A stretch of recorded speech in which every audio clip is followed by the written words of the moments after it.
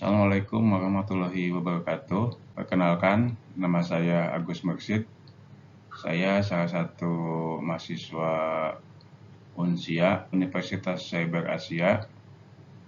Pada kesempatan kali ini, saya akan membawakan sebuah presentasi dari mata kuliah Manajemen Perbankan dengan judul Tindakan Kecurangan di Bidang Operasi Perbankan.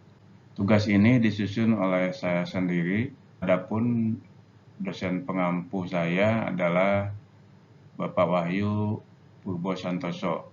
Baik, kita mulai dari pendahuluan.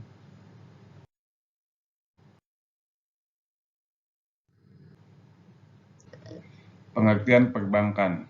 Pengertian perbankan menurut Undang-Undang Republik Indonesia tahun 1998 nomor 10 adalah badan usaha yang menghimpun dana dari masyarakat dalam bentuk simpanan dan menyalurkan kepada masyarakat dalam bentuk kredit dan atau dalam bentuk lainnya dalam rangka meningkatkan taraf hidup masyarakat.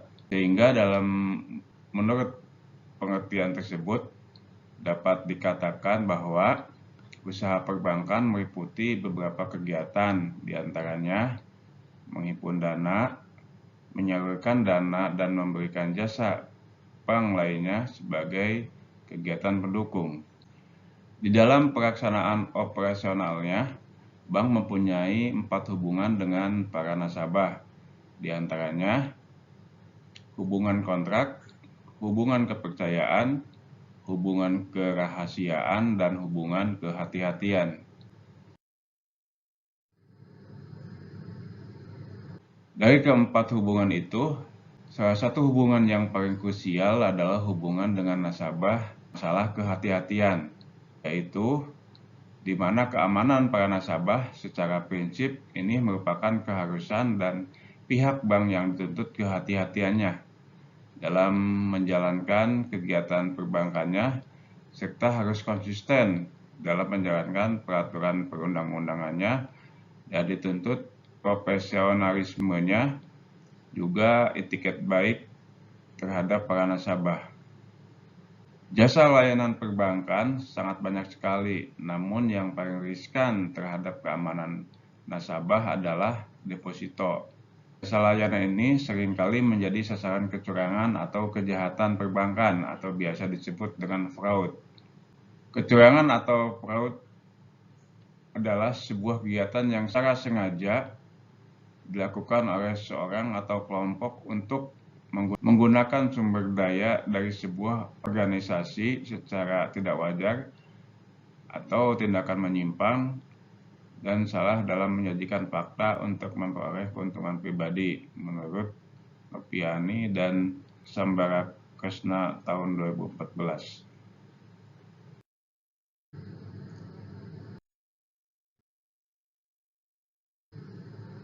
Baik, kita memasuki kepada permasalahannya. Menurut berita di media sosial ataupun media cetak, dikabarkan bahwa sebelumnya seorang nasabah asal Sulawesi Selatan dengan inisial AIM mengaku kehilangan dana deposito senilai 45 miliar yang disimpan di Bank BNI pada tanggal 1 Maret 2021. Pihak nasabah beberapa kali mencoba mempertanyakan kasus ini ke Bank BNI Makassar, namun tidak mendapat penjelasan yang memuaskan. Pihak BNI wilayah 07 Makassar tidak bisa menjelaskan kemana aliran dana tersebut, dan pada akhirnya pihak BNI melalui kuasa hukum pada tanggal 10 September 2021 memberikan penjelasan bahwa memang telah terjadi kehilangan dana milik nasabah besar 41 miliar.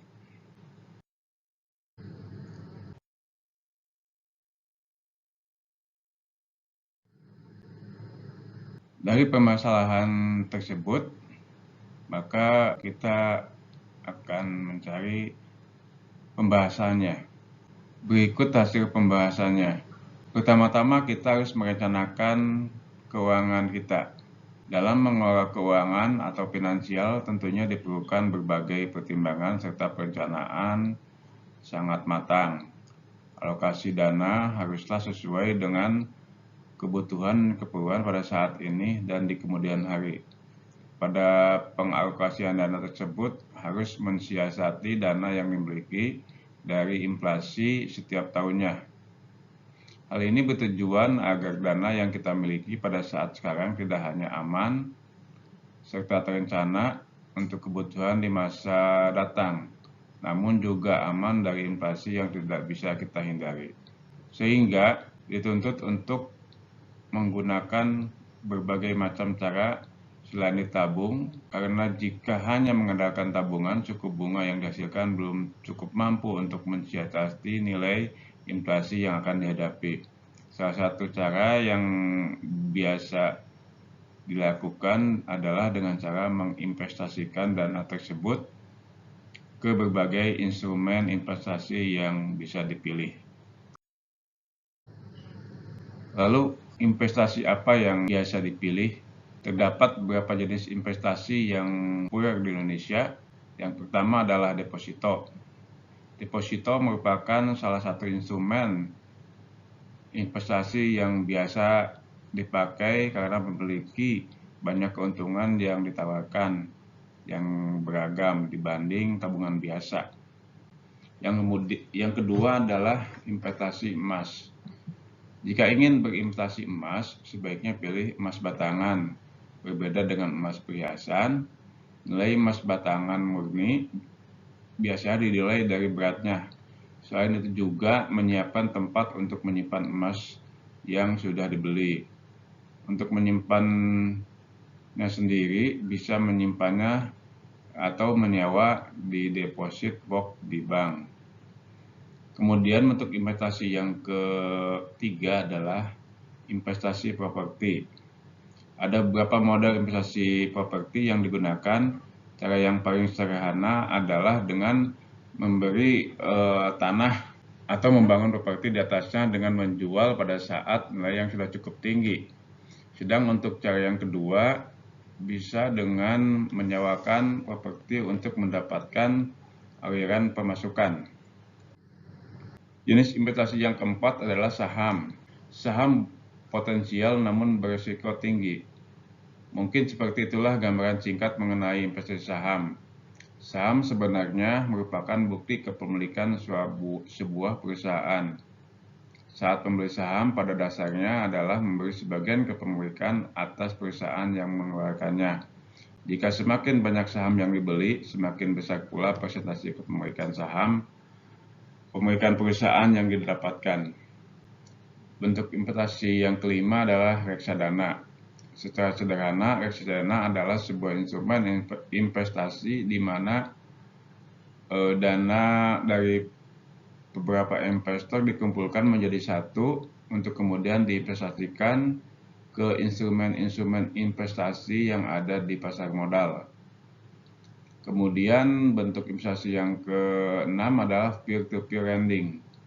Jenis investasi ini adalah tergolong masih cukup baru di Indonesia. Meski demikian, popularitas terus melejit seiring dengan kejelasan hukum dan kemudahan yang ditawarkannya.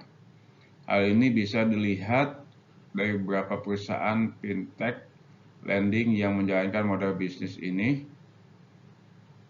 Jumlah uang yang berputar dalam investasi peer lending ini juga terus tumbuh. Pengertian deposito. Deposito merupakan produk penyimpanan uang yang disediakan oleh bank dengan sistem store yang dilakukan dari awal serta memiliki ketentuan dan aturan penarikan dalam waktu jangka tertentu. Sedangkan menurut KBBI, deposito adalah produk simpanan yang disediakan oleh bank, penarikannya sesuai dengan ketentuan jangka waktu tertentu sesuai dengan perjanjian dan kesepakatan. Sedangkan menurut buku akuntansi perbankan, deposito adalah simpanan masyarakat atau pihak ketiga. Penarikannya bisa dilakukan setelah waktu tertentu sesuai perjanjian. Deposito sama halnya dengan tabungan biasa, cara penyimpanannya bisa melalui transfer atau disimpan kemudian melakukan kesepakatan kapan simpanan tersebut akan diambil. Yang membedakannya adalah tabungan biasa bisa diambil kapan saja diperlukan. Berikut adalah keuntungan deposito. Yang pertama, mendapatkan pendapatan tenor. Nasabah akan memperoleh pendapatan pada setiap tenornya. Artinya jatuh tempo sesuai kesepakatan antara nasabah dan bank. Semisal deposito 20 juta dengan tenor 1 bulan, lalu bunga tenornya adalah Rp200.000. Maka uang sebesar Rp200.000 tersebut akan masuk ke rekening nasabah, sedangkan uang simpanannya akan tetap aman tersimpan sepanjang jangka waktunya diperpanjang. Bunga yang diperoleh akan semakin banyak berdasarkan jumlah deposit. Kemudian keuntungan yang kedua, keamanan terjamin. Memiliki jumlah uang yang besar tentunya beresiko apabila disimpan di rumah, dikarenakan banyak terjadi pencurian atau perampokan. Jika memiliki simpanan, maka akan aman apabila terjadi sesuatu di rumah. Yang berikutnya adalah memiliki risiko yang rendah. Deposito memiliki risiko yang rendah dalam melakukan investasi jika dibanding dengan pasar saham. Kemudian tidak ada beban administrasi. Dalam deposito tidak ada beban administrasi seperti halnya tabungan biasa. Namun akan dikenai pajak pembayaran langsung dipotong dari bunga deposito. Kemudian kejahatan yang terjadi di perbankan apa aja? Kejahatan yang terjadi di perbankan. Kecurangan atau fraud adalah suatu kegiatan yang secara sengaja dilakukan oleh seseorang atau kelompok untuk menggunakan sumber daya dari sebuah organisasi secara tidak wajar atau tindakan menyimpang dan salah dalam menyajikan fakta untuk memperoleh keuntungan pribadi. Akan menjadi sebuah konsekuensi yang ditanggung organisasi dari setiap kasus kecurangan adalah tentunya organisasi, kerugian investasi yang sangat besar, serta dapat menyebabkan biaya legitimasi yang signifikan. Berbagai tindakan kecurangan, penyelewengan, penipuan, serta lemahnya sistem organisasi dan tata kelola menyebabkan tindakan fraud tidak dapat dihentikan dan diberantas sampai dengan saat ini. Meskipun demikian, anggapan semua orang bahwa menyimpan dana di bank itu aman dan terjamin, tapi keamanan tidak 100% terjamin. Banyaknya kasus kejahatan di dunia perbankan karena ketidakhati-hatian nasabah dalam memilih bank atau sistem keamanan bank itu sendiri. Sistem bank bisa dikatakan baik, itu sistem IT atau sistem pengelolaan SDM-nya. Bisa diartikan sebagai tindakan penyimpangan yang bertentangan dengan hukum dan sengaja melanggar ketentuan internal organisasi meliputi sistem, kebijakan, dan juga SOP. Bank Indonesia sendiri telah berencana melakukan pencegahan terjadinya tindakan kecurangan pada industri perbankan dengan penerapan sistem GCG atau Good Corporate Government atau tata kelola yang baik. GCG telah diatur dalam Peraturan BI Nomor 8/4/PBI tahun 2006 pada tanggal 30 Januari serta telah disempurnakan dengan PBI Nomor 8/14/PBI tahun 2006.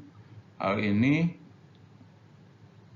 sebagai acuan dalam kebijakan BI seperti transparansi informasi, suku bunga dasar kredit, pembatasan kepemilikan saham, pengendali, dan lain-lain. Berdasarkan laporan profil industri perbankan oleh OJK, pada triwulan keempat tahun 2020 terdapat sebanyak 15 kasus penyimpangan ketentuan perbankan yang diterima. Dalam laporan tersebut, terjadi penyimpangan pada 9 kantor bank umum dan 8 kantor bank perkreditan rakyat, diantaranya sebagai berikut. Berikut adalah tabel statistik penanganan dugaan tindakan pidana perbankan.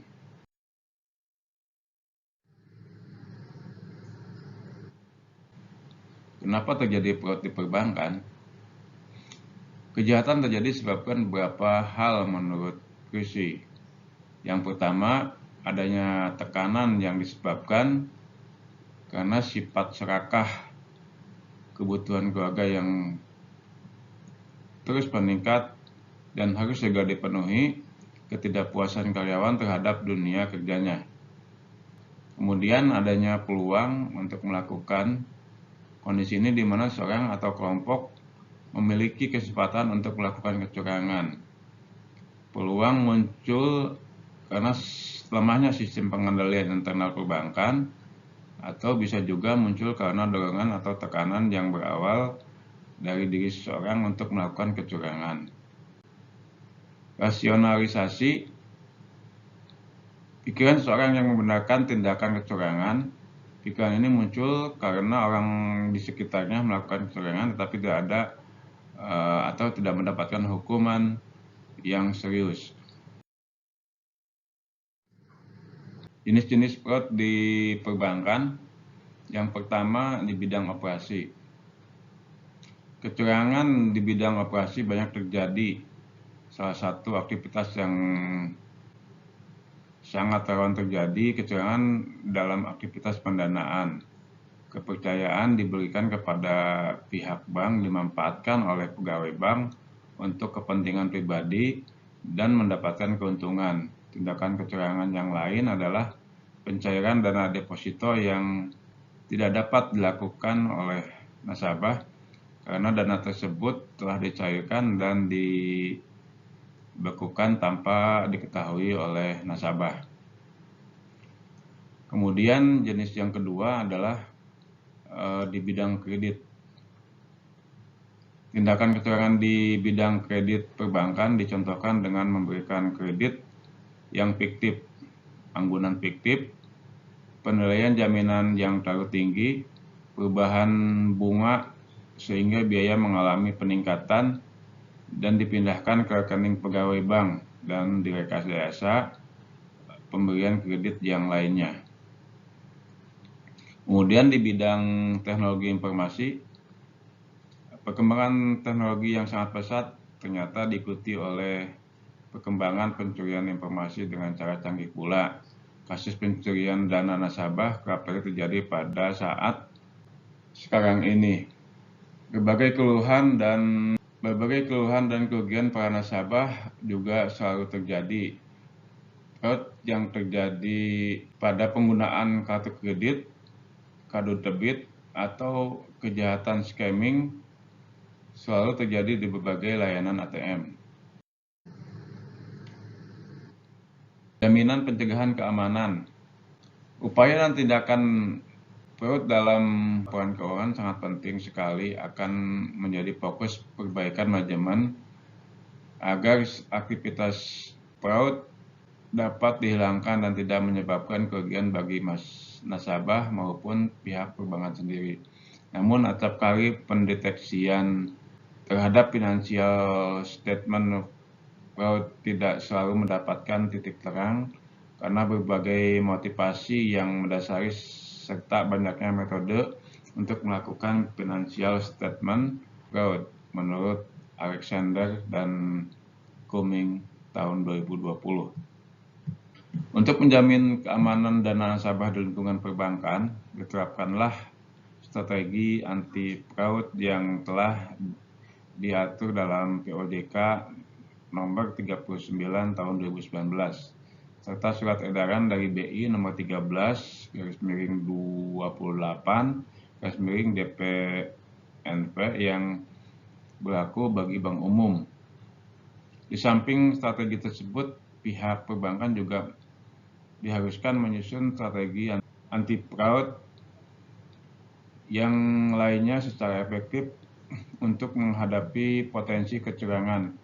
Strategi-strategi ini harus memuat paling sedikit 4 unsur, diantaranya yang pertama adalah pencegahan, yang kedua deteksi, yang ketiga adalah investigasi, pelaporan dan sanksi, kemudian pemantauan, evaluasi dan tindak lanjutnya, kemudian juga yang berikutnya adalah menyampaikan laporan atas penerapan anti fraud setiap semester, serta menyampaikan laporan kecurangan yang berdampak signifikan selambat-lambatnya 3 hari.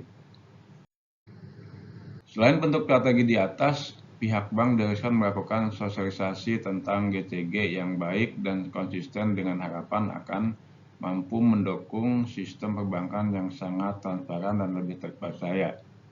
Melakukan berbagai analisa serta evaluasi sistem operasional organisasi dan peluang karyawan untuk melakukan tindakan kecurangan sebagai bentuk antisipasi terhadap kejahatan perbankan.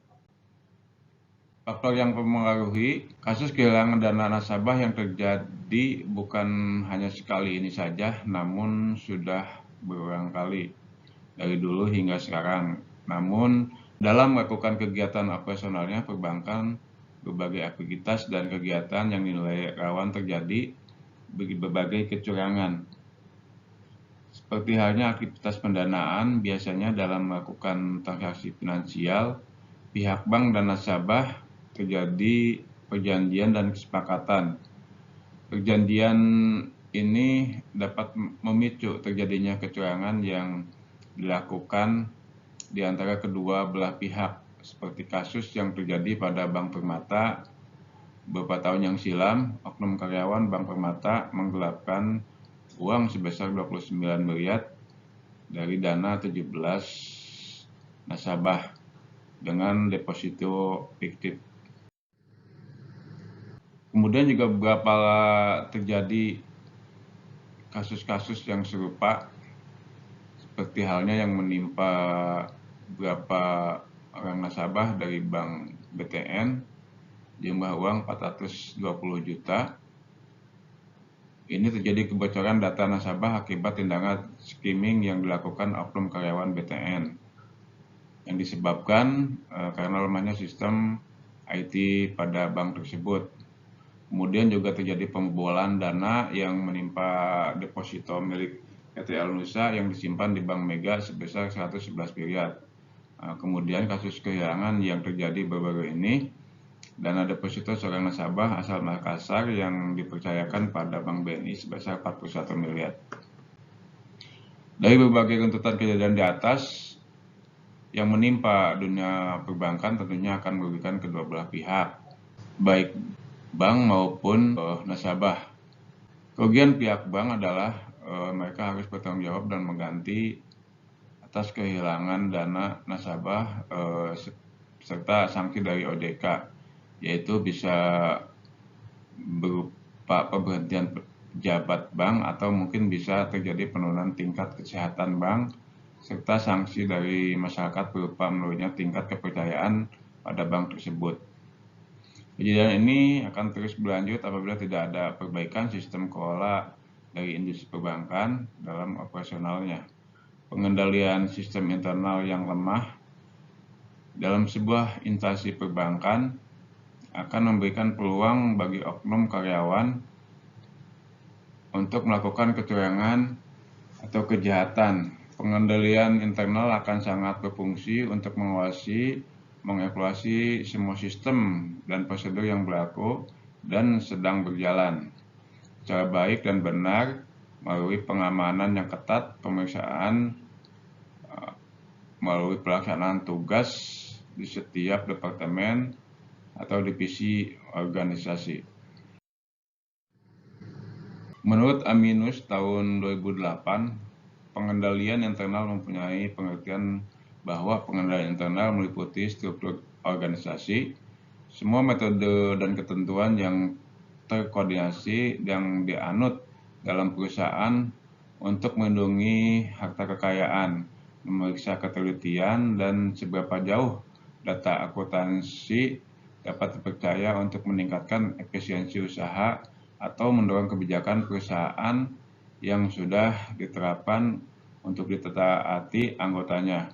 Sedangkan menurut Adam dan Susan tahun 2015, pengertian pengendalian internal adalah untuk memberikan keyakinan yang memadai dan mendapatkan keandalan informasi keuangan, kepatuhan terhadap peraturan dan hukum yang berlaku, efektivitas dan efisien operasionalnya.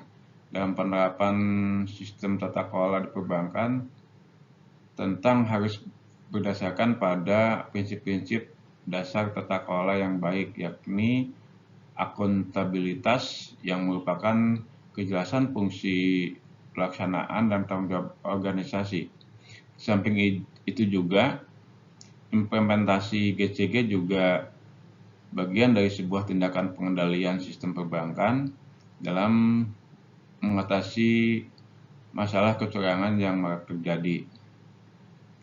Melakukan pengawasan secara menyeluruh dalam rangka melindungi para stakeholder dan meningkatkan kinerja perusahaannya, serta memenuhi semua perundang-undangan yang berlaku secara umum.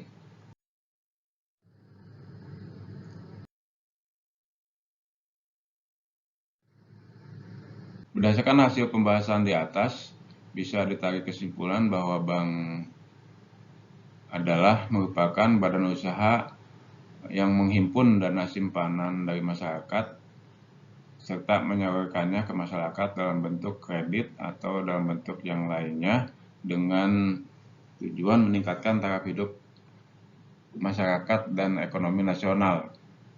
Bentuk transaksi nasabah dengan bank salah satunya adalah dalam bentuk deposito, tabungan, kredit, dan lain-lain.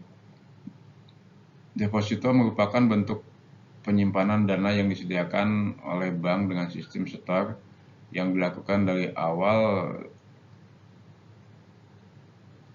memiliki ketentuan dan aturan penarikan dalam jangka waktu tertentu. Deposito mempunyai banyak keuntungan, diantaranya memperoleh pendapatan tenor, keamanan terjamin, memiliki risiko rendah, tidak adanya beban biaya administrasi. Meskipun produk deposito mendapat jaminan keamanan dari bank, namun pada kenyataannya produk ini sering kali menjadi sasaran kecurangan atau kejahatan perbankan oleh seseorang atau sekelompok oknum yang mencari keuntungan pribadi. Beberapa kecurangan yang terjadi tentunya menjadi kerugian bagi kedua belah pihak, baik itu bank maupun nasabahnya. Pembobolan dana simpanan dari beberapa bank yang terjadi akibat dari lemahnya sistem pengendalian internal dan ketidakhati-hatian industri perbankan dalam menjalankan operasionalnya, di mana terdapat celah-celah yang menjadi peluang terjadinya kejahatan atau kecurangan. Selain itu juga perlu kehati-hatian dari masyarakat atau nasabah dalam memilih produk simpanan yang ada di bank.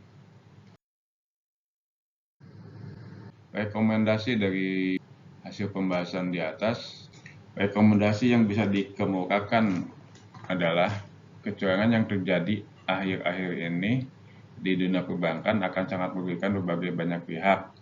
Diperlukan pengawasan, evaluasi, serta audit secara berkala di dalam sistem keuangan dan operasional perbankan. Penerapan dan sosialisasi GCG yang serius dan konsisten untuk mencegah terjadinya kejahatan dan kecurangan di industri perbankan. Berikut adalah daftar pustaka yang mendukung presentasi ini. Itu saja yang bisa saya sampaikan melalui presentasi ini, mudah-mudahan bermanfaat. Terima kasih. Assalamualaikum warahmatullahi wabarakatuh.